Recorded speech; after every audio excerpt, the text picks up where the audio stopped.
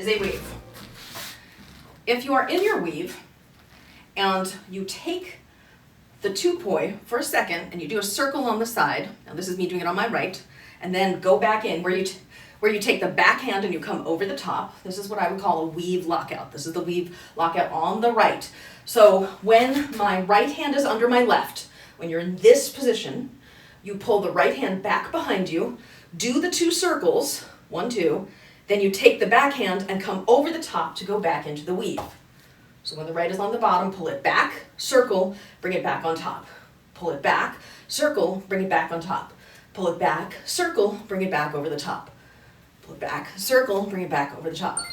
The left side, same thing, you're in your weave. When your left hand is on bottom, you pull it back, do the 2 circles, then bring your back hand, which in this case is your left hand, over the top to enter back into the weave. So when it's on bottom, pull it back, circle, then cross it over the top. On bottom, pull it back, circle, cross it over the top. On bottom, pull it back, circle, cross it over the top. Once you have each of the pieces, you can put it together.